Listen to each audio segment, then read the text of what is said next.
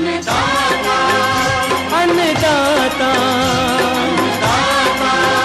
अन्नदाता, नीत तुम्हारा अन्नदाता, पग पग पर है संग तुम्हारे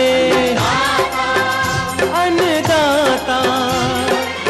लहू किसानों का बन के पसीना सींचता है धरती का सीना। मेहनत का तेरी हक दिलवाने, नई तकनीक नई खोज बताने। पशुधन को गुणवान बनाना, पौध सुरक्षा को सिखलाना, खेती के सब गुर समझाने, भारत का सरताज बनाने। आठों पहर है संग तुम्हारे अन्नदाता, अन्नदाता। नमस्कार, मैं राधिका कौशिक आप सभी दर्शकों का अन्नदाता कार्यक्रम में स्वागत करती हूं। हर रोज की तरह कार्यक्रम में लेकर आई हूं खेतीबाड़ी से जुड़ी हुई बहुत सी लाभकारी जानकारियां। तो चलिए सबसे पहले देखते हैं क्या है विशेष आज के कार्यक्रम में। अधिक उत्पादन प्राप्त करने हेतु तुरई की फसल में जरूरी प्रबंधन। बाजरे की कटाई और गहाई करते समय ध्यान देने योग्य जरूरी बातें।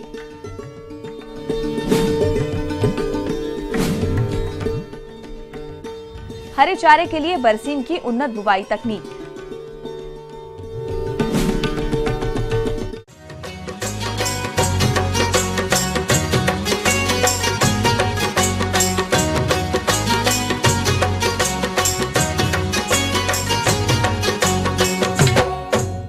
हमारे प्रदेश के अनेक किसान भाई कद्दू वर्गीय फसलों के तहत तुरई की फसल उगाते हैं, लेकिन यह फसल का सही तरीके से प्रबंधन नहीं करते, जिसके कारण तुरई की उत्पादन में कमी आ जाती है। तो आप अपनी तुरई की फसल से अधिक उपज प्राप्त करने के लिए इस समय कौन कौन से प्रबंधनों को किस तरह से करें, इसकी समस्त जानकारी दे रहे हैं फल अनुसंधान केंद्र ईटखेड़ी भोपाल के विषय विशेषज्ञ प्रवीण बर्डे। गिलकी और तोरई की कृषि कार्यमाला के बारे में चर्चा करना चाहूँगा। गिलकी इसे लगाने के लिए आप पहले तो इसे मेड़ पे लगा दे, इसके बाद में मंडप बनाना आवश्यक होता है, क्योंकि ये बेल वाली फसल है। गिलकी और तोरई एक ऐसी फसल है जो बेल के रूप में होती है। इसे मंडप बना ले। मंडप बनाने के लिए आप लकड़ी या बांस की खपचियों का उपयोग कर सकते हैं। इसके साथ ही गिलकी में जो निंदाई गुड़ाई, जिसे खरपतवार नियंत्रण कहते हैं, इसका बहुत महत्वपूर्ण योगदान होता है। इसे आप 2 से 3 बार निंदाई गुड़ाई करें तथा सिंचाई के लिए आप गर्मियों में 5 से 6 दिन के अंतराल पे नियमित सिंचाई करते रहे। किसान भाइयों, अभी आपने तुरई या गिलकी की फसल में किए जाने वाले प्रबंधनों के बारे में जानकारी हासिल की। अब आइए जानते हैं तुरई या गिलकी की फसल में लगने वाले कीट एवं रोग नियंत्रण के बारे में। कद्दू वर्गीय फसलों के अंतर्गत गिलकी और तोरई आती है। इसमें जो कीट है, इसमें फल मक्खी एक बहुत ही महत्वपूर्ण कीट है जो कि बहुत नुकसान पहुंचाता है। जो मेगट होते हैं, इसके अंदर फल को सड़ा देते हैं। इसके लिए आप नुआन दवा, इसका आप 2 ml पर लीटर पानी के हिसाब से आप यदि स्प्रे करते हैं तो इसका नियंत्रण हो जाता है। और गिलकी और तोरई में रोग 2-3 रोग ही बहुत महत्वपूर्ण होते हैं जो कि उपज को कम करने में सहायक होते हैं, जैसे कि जिसे पाउडरी मिल्ड्यू बोलते हैं, जिसे चूर्णी लासिता भी कहा जाता है। किसान भाइयों, यह बहुत ही खतरनाक रोग होता है कि इसमें सफ़ेद रंग के धब्बे बनना चालू होते हैं और यह धब्बे पूरे पत्तियों पर और जो उसके डंठल और पूरी बेल होती है उस पर छा जाते हैं, जिसके कारण पत्तियां पीली होकर सूखने लगती है। यह बहुत ही खतरनाक बीमारी होती है। इसके नियंत्रण के लिए आप यदि शुरू में ही इसके घुलनशील सल्फर, जिसका 30 ग्राम 15 लीटर पानी में यदि इसका स्प्रे करते हैं तो इसमें इस बीमारी से निजात पाई जा सकती है। इसके साथ ही दूसरी बीमारी इसमें लगती है डाउनी मिल्ड्यू, जिसे मृदुल आसिता भी कहते हैं। इस बीमारी के कारण पत्तियों की निचली सतह पर गोल गोल धब्बे बनने लगते हैं जो कि कत्थई रंग के होते हैं और इस प्रकार से पत्तियां सूखने लगती है। इस बीमारी के लिए मैनकोजेब दवा या रिडोमिल, जिसे कि 2 ml पर लीटर पानी में यदि स्प्रे करते हैं तो इस बीमारी का कंट्रोल हो जाता है। चलिए अब रुक करते हैं अगली कड़ी की ओर।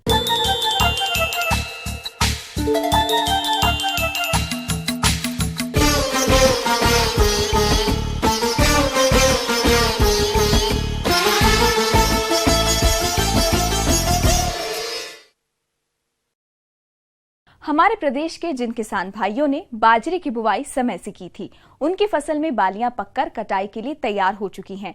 लेकिन इनकी कटाई, कहाई एवं मड़ाई के समय कुछ बातों का ध्यान रखना जरूरी है, तभी उपज का अच्छा बाजार भाव मिलेगा। तो बाजरे की उपज से अच्छा बाजार भाव लेने के लिए कटाई, गहाई एवं मड़ाई किस तरह से करें, इस बारे में जानकारी दे रहे हैं कृषि विज्ञान केंद्र मुरैना के शस्य वैज्ञानिक डॉक्टर धर्मेंद्र सिंह। देखिए किसान भाइयों, इस समय हम चर्चा करेंगे आपसे जो हमारी खरीफ की फसल है। मुख्य रूप से यहाँ बाजरा बहुत ही महत्वपूर्ण फसल है और बहुत बड़े एरिया पे जो यहाँ किसान भाई करते हैं। तो उसके लिए जो फसल हमारी अब पकने की अवस्था में है और कुछ किसान भाइयों की पक चुकी है, तो हमें ये देखना है कि पहले मौसम की हम भविष्यवाणी को भी देखते रहें कि बरसात तो नहीं होने वाली है, क्योंकि इस समय यहाँ बदली छाई हुई है। क्योंकि कटाई करके बाद में जब हम उसको खलिहान में रखते हैं या खेत में डाल देते हैं और बारिश हो जाती है तो वो बाजरा खराब होने की संभावना रहती है। किसान भाइयों, बाजरा की फसल से गुणवत्ता युक्त अधिक उत्पादन मिले, इसके लिए फसल की परिपक्वता की पहचान करते हुए कटाई के समय कौन कौन सी सावधानियां रखें, आइए जानते हैं। तो सबसे पहले ये देखें कि हमारा जो दाना है, दाना पक चुका है या नहीं, दूधी अवस्था में तो नहीं है। तो उसको दबा के देखेंगे तो थोड़ा कठोर होगा, तो हम समझ लेना चाहिए कि दाना हमारा पक चुका है। और जब पक चुका हो तो उस समय हम जो है उसको काट करके, और जब हमारा मौसम साफ़ हो उस समय हमको कटाई करना है। जैसे कि हम कटाई करते हैं तो कटाई करने के लिए, क्योंकि हमारे यहाँ ज़मीन जो है थोड़ा कम है, तो ज़्यादातर हम जो है किसान जो है मैनुअल कटाई करते हैं, अपने हाथों द्वारा कटाई करते हैं। तो उसमें हंसिया है, और आजकल जो है जो दराती वाले जो हंसिया आते हैं वो थोड़ा उनसे वो आपकी जो मेहनत कम लगती है और आसानी से उसको काटा जा सकता है। तो दराती का इस्तेमाल करें तो उससे वो थोड़ा शार्प रहती है, पैनी रहती है, और उसको आसानी से कम जो है ताकत लगा के भी हम आसानी से काट सकते हैं। क्योंकि जो पुराने हंसिये थे उनका जो इस्तेमाल करते हैं तो उससे काटने में हमें समय अधिक लगता है, और जो दराती आ रही हैं उनका जो उनसे कटाई करते हैं तो समय बहुत कम लगता है। क्योंकि ख़राब मौसम में अगर कटाई करते हैं, अगर बारिश हो जाती है तो हमारा जो दाना ख़राब होने की संभावना रहती है। तो उससे बचने के लिए हमें बहुत ही ज़रूरी है कि हम जो है इसको जो बाजरा है उसको जो है काटें, और काटने के बाद जैसे ही हमारा सूख जाए, या इसमें 2 काम भी कर सकते हैं किसान भाई। बाजरा काटने के बाद बाली कतरन के उसको ऐसे स्थान पर रख दें जहाँ बारिश की संभावना नहीं है, या उसको ढक दें जब भी बारिश आए। या दूसरा काम ये कर सकते हैं कि पहले बाली काट लें, क्योंकि पहले बाली काटने में दिक्कत आती है, क्योंकि बाजरे की हाइट जो है ऊंचाई काफ़ी होती है, तो हमें काटने में दिक्कत आती है। लेकिन अगर बाजरा की हाइट कम है और आपका जो ऊंचाई है वो कम है, तो ऐसी स्थिति में हम उसको बाली काट करके हम अलग इकट्ठा कर लेते हैं। और जैसे बारिश होने की संभावना भी हो, आपको ये लगता है कि मान लो कि आगामी दिनों में बारिश होने वाली है और आपका बाजरा पक चुका है, तो हम बालियों को काट करके और ऐसे स्थान पर रखते हैं जहाँ बारिश नहीं हो रही है। और उसको जो है जब भी बरसात होती है तो उसको हम त्रिपाल से या किसी ऐसी चीज़ से ढक करके हम जो है इसको जो है जो नुकसान होता है उससे हम बच सकते हैं। किसान भाइयों, अभी आपने बाजरा के कटाई प्रबंधन के बारे में जानकारी हासिल की। अब आइए जानते हैं बाजरा की थ्रेसिंग और सुरक्षित भंडारण के बारे में। दूसरा ये कि इसकी जो थ्रेसिंग है, जब आपका ये बाजरा सूख जाएगा, और सूखने के बाद में जब उसमें हम देखेंगे कि जब उसको दबाएंगे, जब दांत के नीचे भी दबाएंगे तो वो जो है थोड़ा कट की आवाज़ करेगा, तो हमें समझ लेना चाहिए कि हमारा बाजरा सूख चुका है, गीला नहीं है।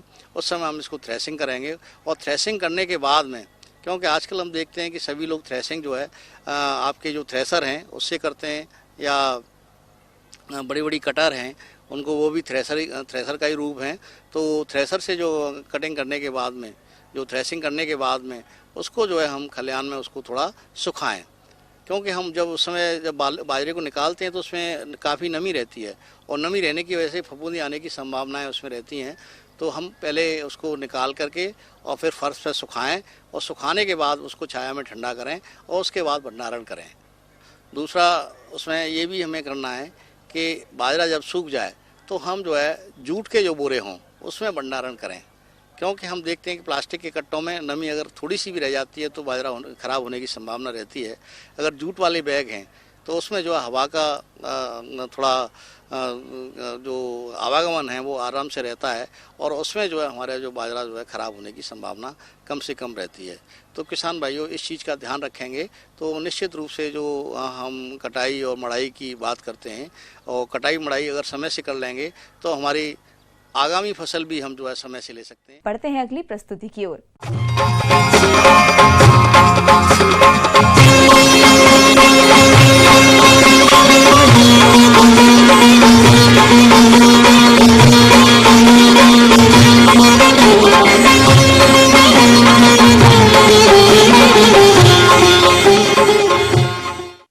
दुधारू पशुओं का पालन लगभग सभी किसान करते हैं।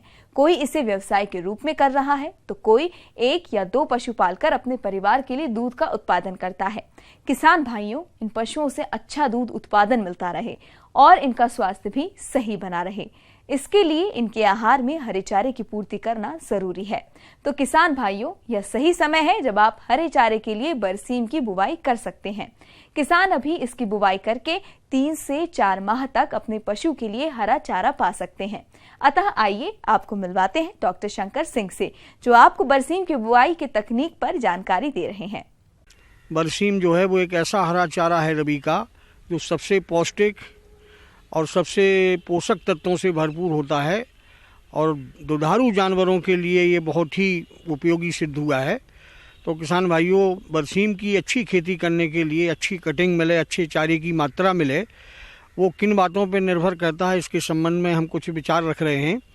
सबसे पहले तो इसकी खेत की तैयारी के संबंध में जो भी आपके खेत खाली हुए हैं, खरीफ में चाहे मूंग से खाली हुआ हो, उड़द से हुआ हो, तिल से हुआ हो या धान भी जो अगेती धान है उनसे जो खेत खाली होने जा रहे हैं और उन खेतों में किसान भाई बरसीम बोना चाहते हैं, तो सबसे पहले तो उनकी जो है एक जुताई गहरी मिट्टी पलटने वाले हल से 2-3 जुताइयाँ कल्टीवेटर से करके खेत को तैयार करके और क्यारियों में विभक्त करके 1-1 बिस्वे की क्यारी बना करके वो खेत को अच्छी तरीके से तैयार कर लिया जाता। तैयारी के समय ही अच्छी गोबर की खाद सड़ी हुई कम से कम 100 से 150 कुंटल प्रति हेक्टेयर के हिसाब से या बर्मी कंपोस्ट 20 से 25 कुंटल प्रति हेक्टेयर के हिसाब से यदि किसान भाई अपने खेतों में डाल लेंगे तो उससे जो है बहुत अच्छी तैयारी भी होगी और दूसरा पोषक तत्व जो है वो फसल को मिलेंगी। अब बात आती है कि इसमें उर्वरक कितना पड़ता है। आमतौर पर ये नाइट्रोजन को फिक्स करने वाली फसल है, तो इसमें नाइट्रोजन की मात्रा 20-25 किलोग्राम से ज़्यादा नहीं लगती है और 40 से 50 किलोग्राम फास्फोरस।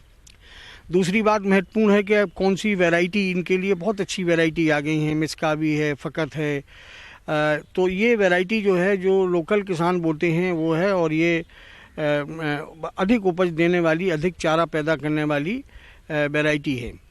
तो इन वैरायटी का बीज अच्छा पशुपालन विभाग में भी मिलता है और जो प्राइवेट फुटकर विक्रेता हैं और कृषि विश्वविद्यालयों में भी बीज इनका उपलब्ध है। तो यहाँ से बीज लेकर के किसान भाई जो है इसकी बुवाई के लिए अभी से तैयारी कर लें, बीज की व्यवस्था बना लें। दूसरी बात आती है कि इसका बीज शोधन भी बहुत ज़रूरी है, बीज उपचार। 2 बातें बड़ी महत्वपूर्ण हैं ताकि जो है कोई भी जो है रोग, कीट इत्यादि और जो अंदर ज़मीन के अंदर कीड़े मकोड़े फफूंदी है, इनसे जो है वो छुटकारा मिल जाएगा। किसान भाइयों, बरसीम के बीज में प्रायः कासनी नामक खरपतवार का बीज मिला होता है। अतः बरसीम के बीज में से इस अवांछित बीज को निकालने के लिए बीज को 5% नमक के घोल में डालकर कुछ समय के लिए रखते हैं। कासनी का बीज हल्का होने के कारण घोल के ऊपर तैरने लगता है, फिर इनको अलग कर लें। टन की 2-3 ग्राम मात्रा 1 किलो बीज में अच्छी तरीके से मिला करके और बीज को तैयार कर लेते हैं। इसके बाद एक बरसीम का कल्चर आता है, बरसीम कल्चर।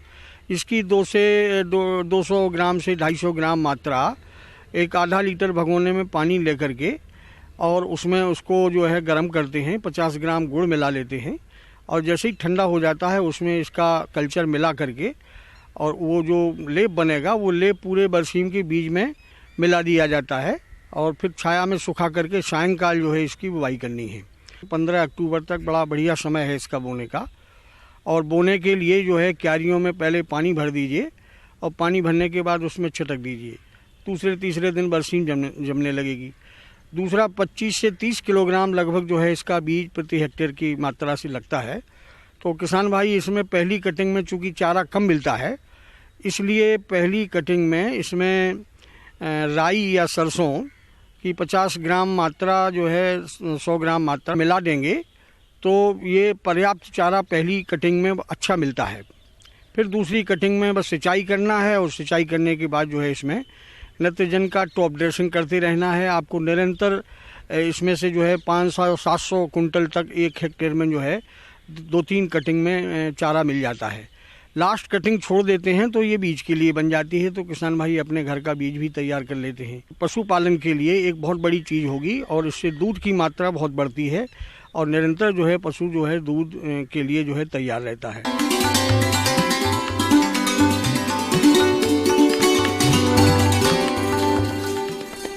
जॉन डियर अन्नदाता हेल्पलाइन निशुल्क फोन संपर्क सेवा के माध्यम से आपके द्वारा पूछे गए प्रश्नों में से 1 या 2 महत्वपूर्ण प्रश्नों को हम अपने कार्यक्रम में शामिल करते हैं। इसी के तहत आज का चयनित प्रश्न और उसका जवाब इस प्रकार है। अन्नदाता निशुल्क फोन संपर्क सेवा के माध्यम से पूछे गए प्रश्नों में से आज हमने जिस प्रश्न को कार्यक्रम में शामिल किया है उसे पूछा है ग्राम मोहनपुर, जिला ग्वालियर के कृषक गोपाल जाटव ने। यह अरहर की फसल में लगने वाले कीटों के नियंत्रण के बारे में जानकारी चाहते हैं। तो गोपाल जाटव जी, आपकी जानकारी हेतु प्रस्तुत है कार्यक्रम का यह अंश। मैं ये आप देख रहे हैं कि अरहर की फसल है, तो अरहर कहने को ये खरीफ की फसल है, पर क्या है कि खरीफ और रबी दोनों में इसका समन्वय है। क्योंकि क्या है कि ये लंबी फसल है तो ये खरीफ में बोई जाती है पर इसका फल जो है हमें रबी में ही मिलता है। अरहर की फसल पर लगभग 250 प्रकार के कीटों का प्रकोप होता है। इनमें से 1 दर्जन कीट मुख्य रूप से फसल को हानि पहुंचाते हैं। इनमें विभिन्न प्रकार के फली भेदक, दानों और फूलों के रस चूसक और फूलों को खाने वाले भृंग कीट प्रमुख हैं। अगेती अरहर 30 से 50% और कभी कभी 70 से 80% तक कीटों द्वारा फसल की हानि होती है। मैं देख रहा हूँ कि इसमें कई प्रकार के कीड़े लगे हुए हैं। इसमें अभी क्या है कि पहले तो जो थी तो पत्ती मोड़क का भी प्रकोप देखने मिल रहा है। तो ऐसे किसान भाई खेतों में जाएं और देखें जहाँ पे ये पत्ती मोड़क का प्रकोप है, तो वहाँ जहाँ तक संभव हो थोड़े बहुत रकबे में उनको तोड़ के नष्ट भी करके जला दें। या इसके अलावा भी जो इमाबैक्टीन बेंजोइट है, ये 5 SG है, इसका भी ये 200 से 250 ग्राम प्रति हेक्टेयर के हिसाब से आप छिड़काव करें तो भी लाभ है।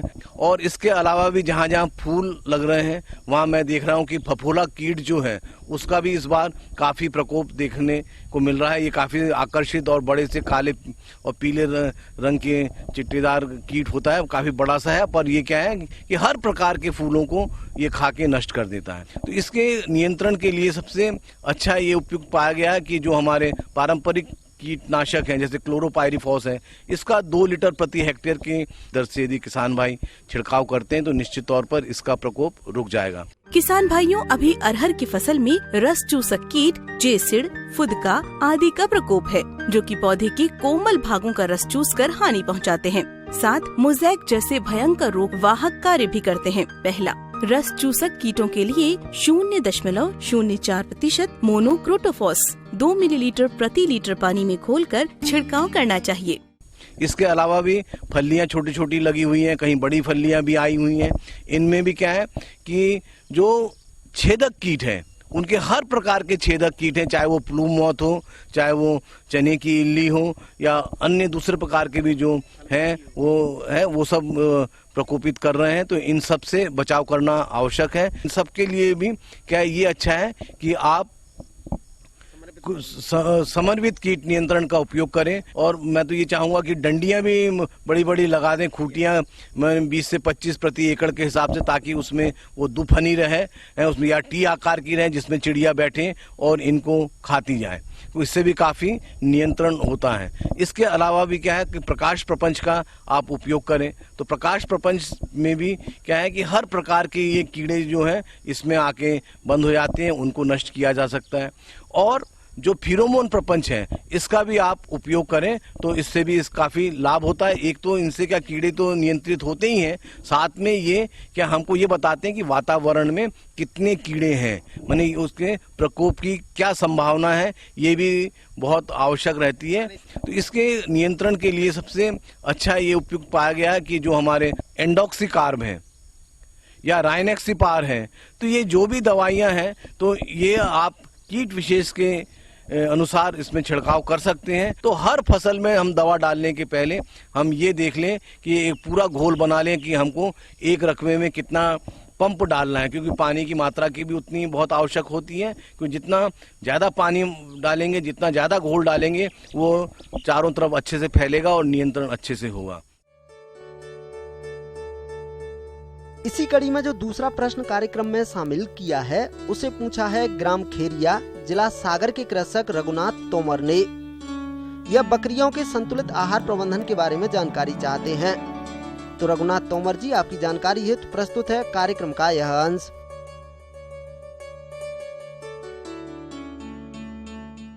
आहार प्रबंधन एक महत्वपूर्ण घटक है।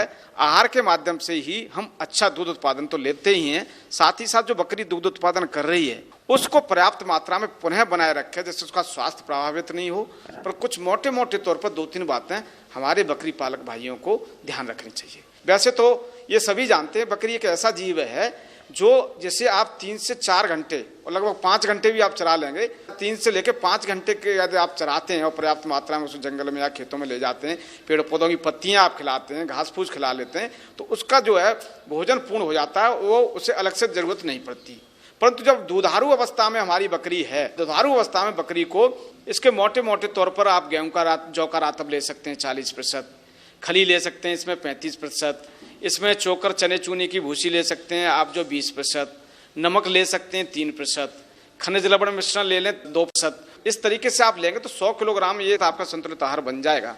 और इसको आप बकरी को एक जो है मोटे मोटे तौर पर दुधारू बकरी को 250 ग्राम से लेकर 300 ग्राम तक प्रतिदिन दोनों टाइम में आप खिला सकते हैं। बकरी पालक भाइयों, अभी आपने संतुलित आहार बनाने की विधि के बारे में जानकारी हासिल की। अब आइए जानते हैं आहार खिलाने के तरीके और चराई प्रबंधन के बारे में। बकरी के लिए आहार देने का बहुत जरूरी है कि किस समय कैसे आहार दिया जाए। जब आप सुबह 7 बजे या 6-8 बजे जब भी आप बकरी निकालते हैं उस समय बकरी को आप पानी पिलाएं। इसलिए बकरी को दिन में पर्याप्त मात्रा में एडलिप मतलब एक जगह पर्याप्त मात्रा में उसके लिए स्वच्छ और ताजी पानी की उपलब्धता रहनी चाहिए। इसके बाद आप जो सुबह ही कोशिश करें कि जो संतुलित आहार मैंने बताया है, इस संतुलित आहार को या तो आप सीधे खिला सकते हैं या आप जो है अरहर के भूसे में या गेहूं के भूसा तो बहुत कम खाती है, पर अरहर का भूसा मिल जाए, किसी और दलहनी फसल का भूसा है, उसमें सानी लगा के उसको आप आहार खिला दें। इसके 1 घंटे बाद, आधा घंटे बाद आप इसको ग्रेजिंग भी कराना जरूरी है, चराना भी जरूरी है। बकरी एक ऐसा जीव है इसको बिना चराए अपने शरीर की आवश्यकता पूरी, क्योंकि एक ऐसा घूमने वाला जीव है, चरने से इनका व्यायाम भी हो जाता है और बहुत सारी जब जड़ी बूटी रुखड़ियाँ पेड़ पत्तियों के माध्यम से खाती है तो इनका स्वास्थ्य भी बेहतर रहता है और बकरियों में बांझपन की समस्या इसी कारण आपको दिखाई नहीं देती है। तो कम से कम 3 से 4 घंटे इसको चराने के लिए ले जाएं। चराने की कोशिश करें, ठंडे मौसम में ही चराएं, सुबह 2 घंटे चरा लें, शाम को फिर 2 घंटे के करीब जो इसको आप चरागाह में ले जाके चरा सकते हैं। तो इस तरीके से इनकी चरागाह की पूर्ति हो जाएगी। दिन में बीच में जब खाली समय में बंधी रहती है उस समय आप पेड़ पौधों की पत्तियां बहुत ही से पत्ते, चाहे पीपल का हो, चाहे शहतूत का हो, चाहे जामुन की हो, चाहे नीम के पत्ते हो। नीम के पत्ते तो पेट के कीड़े भी इनके मारते हैं। इनकी पत्तियां जो है आप जो है दिन के समय खाली समय पर इनको पत्तियां खिला के भी इनकी पूर्ति कर सकते हैं। पत्तियां बहुत अच्छी पोषण का स्रोत हैं, पत्तियां आप इनको खाने को दे सकते हैं। और शाम के समय पुनः फिर आप जो है है इनको एक बार जो है रातम में, आपको जो संतुलित आहार मैंने बताया है, रातम में सानी लगा के आप खिला सकते हैं।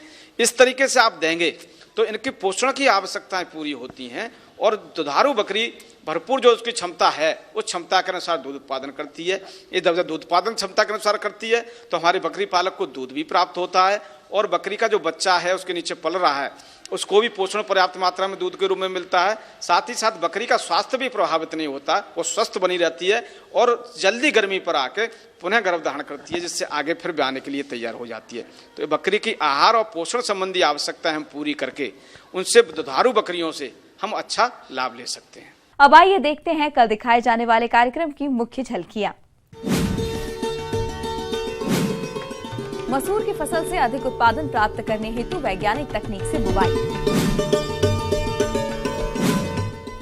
आंवले के बाग में किए जाने वाले जरूरी प्रबंधन कार्य। हम ये उम्मीद करते हैं कि आज का कार्यक्रम आप सभी दर्शकों के लिए उपयोगी रहा होगा। किसान भाइयों, अन्नदाता आपकी सेवा के लिए संकल्परत है। कृषि संबंधित समस्याओं एवं सुझावों के लिए आप हमें इस पते पर संपर्क कर सकते हैं। प्रोड्यूसर अन्नदाता ETV Madhya Pradesh Chhattisgarh, Ramoji film city Hyderabad 501512। साथ ही आप हमें ईमेल भी कर सकते हैं। हमारा ईमेल है p18annadatamp@nw18.com। इसके अतिरिक्त आप हमें जॉन डियर निःशुल्क हेल्पलाइन नंबर 180041921555 पर सोमवार से शनिवार सुबह 10 से शाम 4 बजे के बीच संपर्क कर सकते हैं। फिलहाल अन्नदाता की पूरी टीम को इजाजत दीजिए। कल फिर इसी समय आपसे मुलाकात होगी कृषि संबंधित कुछ और महत्वपूर्ण जानकारियों के साथ। नमस्कार।